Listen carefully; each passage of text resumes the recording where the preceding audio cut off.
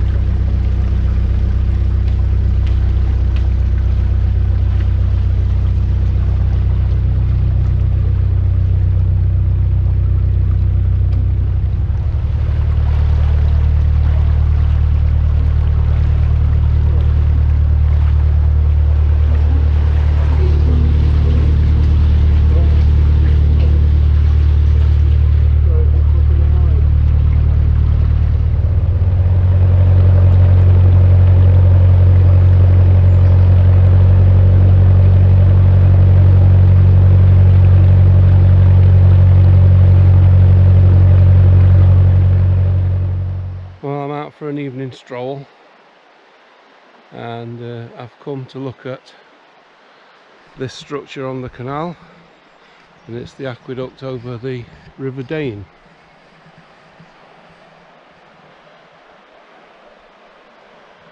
And it's a magnificent structure. It's very, very high above the river.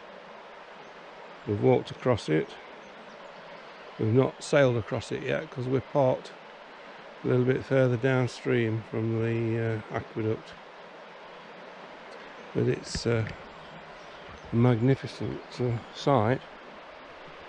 The only problem is it's difficult to photograph because of the trees.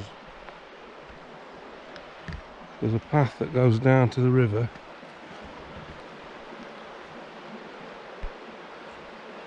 but there are a lot of trees, so it's not easy to get a clear picture of it from the side of the river. The other side would be alright, but that's private and there's no path down to it.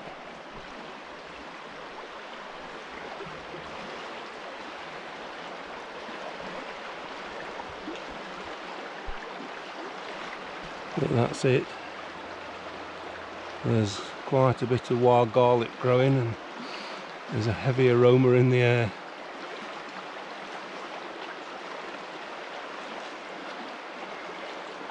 Well, that's the Dane aqueduct. It's just at the bottom of the flight of locks at Bosley, and we've been to have a look at the locks in preparation to attack them tomorrow, because there's 12 locks within a mile and it raises the canal 300 feet.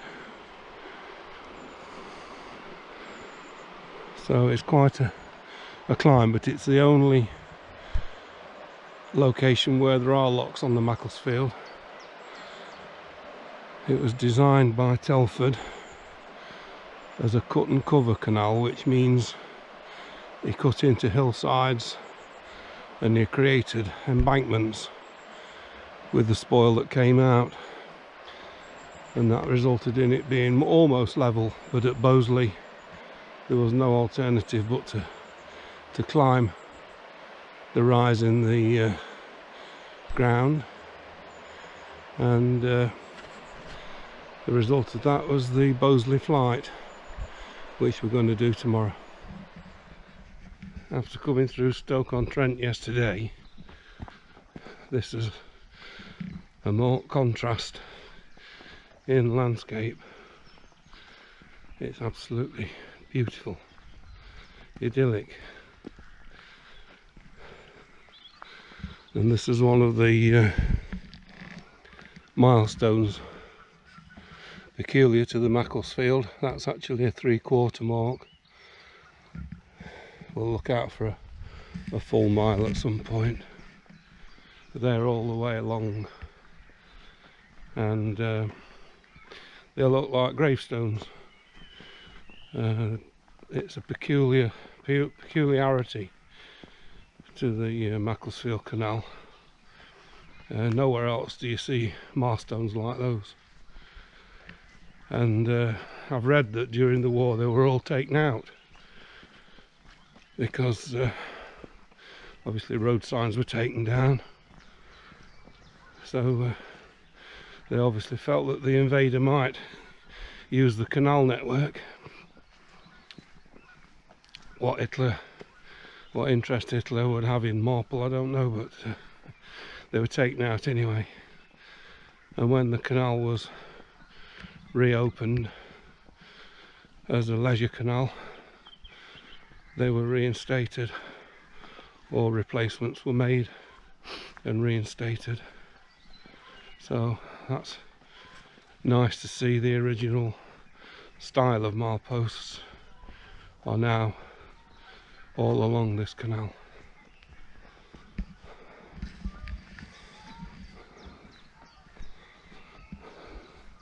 The thing I've noticed coming along today is the amount of bridges there are.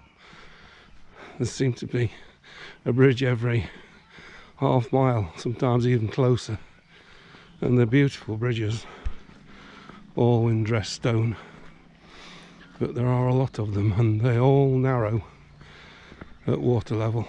It's more or less lock width, a little bit wider I suppose, but they're quite narrow. And this is bridge 58 and we're moored just the other side. Elliptical arch on the bridge hole with a nice keystone at the top. Beautiful. And the familiar rope marks in the stone. No protection on these bridges. Another one there.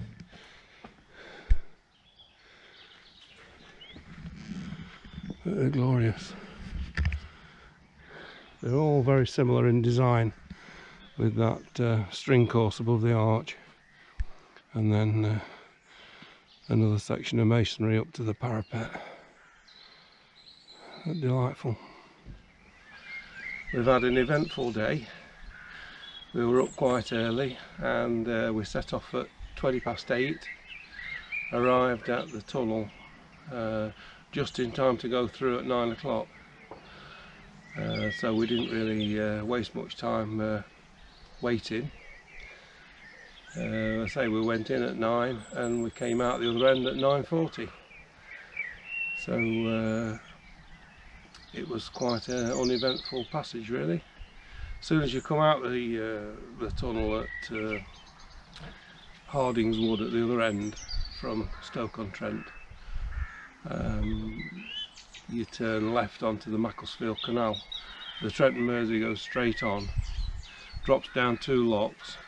The Macclesfield goes left and runs parallel, and then takes a sharp right and goes over the Trent and Mersey. So we did that, and here we are. We've I don't know how many miles we've done. We've probably done getting on for 6 to 10 miles, I would say, because it's lock free. Apart from the stop lock at the entrance, it's lock free to here. And this point is between bridge 58 and 57. We've come through, we've passed through Congleton, and we're now out in the rural element of the canal, as you can see, and that hill behind is called the Cloud. It's quite a prominent landmark in the area. We've also passed Mow Cop, which is a similar landmark, a little bit nearer to Kidsgrove that was. But we've had a walk this evening to have a look at the locks at Bosley, because we've got a flight of locks to do at Bosley tomorrow, so we thought we'd just have a wander down and have a look at them. They're about a mile that way, and we got to the second lock and we found it padlocked. So that worried us a little bit because we haven't got a key for the padlock.